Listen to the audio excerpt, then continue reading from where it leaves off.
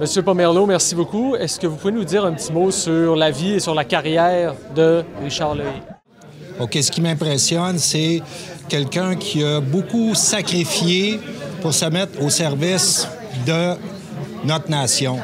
Il a sacrifié une carrière professionnelle qui était très payante, avec des réseaux. Et puis, la vie, pour lui, l'avenir, c'était comme un grand boulevard là, qui était ouvert. Là. Et donc, quand il a décidé de s'en aller en politique, c'était pas pour s'enrichir. C'était pas là que ça allait se passer. C'était pour se mettre au service d'une nation.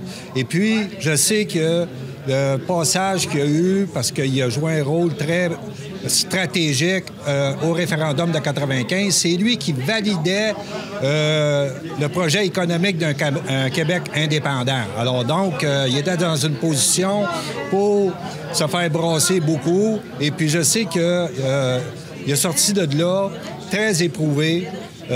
Et puis il est revenu quand même, mais là, du côté des militants de base, les 100 grades de la cause, OK?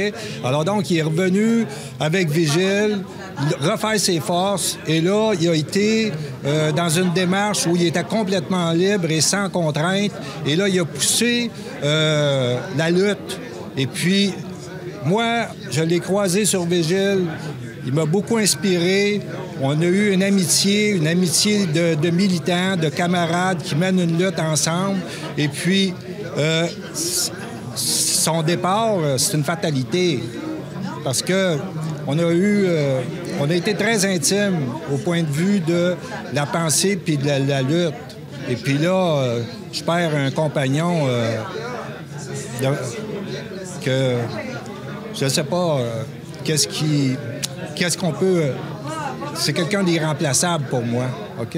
Mais il reste une chose, c'est que on a tellement réfléchi ensemble qu'il y a une part de lui-même qui m'habite et puis qui me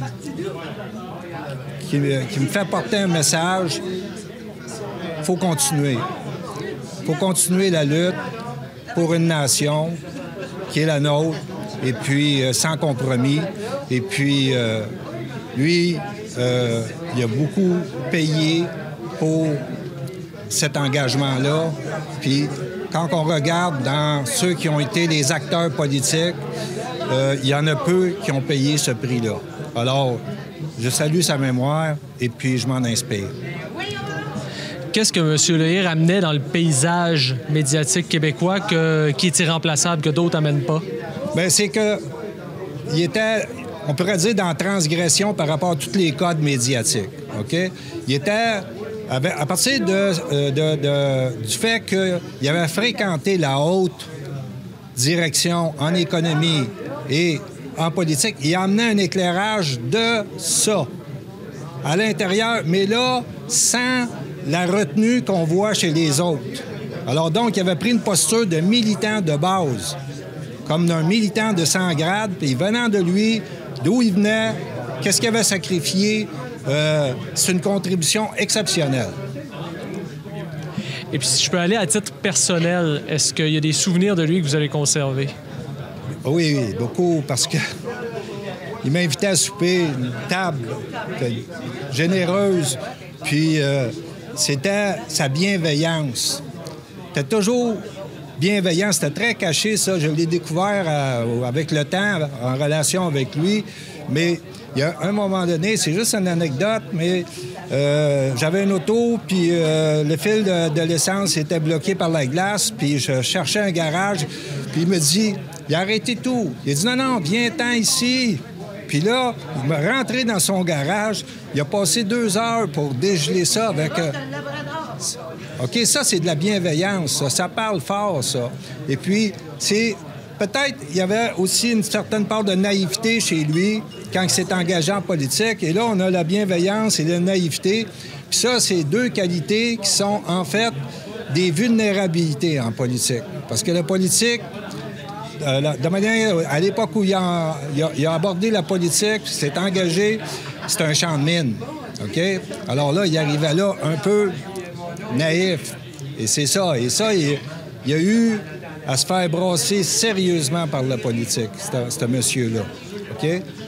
Tout ça parce que, pour lui, la nation, c'était quelque chose avec lequel il faisait corps profondément, dans son histoire, dans son devenir. Alors, c'est ça son engagement. C'est fusionnel avec notre nation. C'est ça.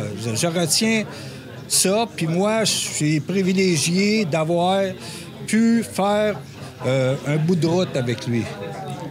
Parce que c'est un homme de culture. C'est un homme qui a une formation classique. C'est une culture de haute tenue. Et puis moi, avec lui, je le suivais, puis il me tirait vers le haut, intellectuellement. OK? Alors donc, parce que il y a une partie de cette lutte-là qui joue au niveau de la compréhension du politique et des stratégies qu'on peut déployer pour arriver au but. Et puis, c'est important de faire ce travail-là. Puis, depuis très longtemps, depuis, je dirais, les années 60, ce travail-là, au niveau de l'histoire, il n'est pas fait. OK?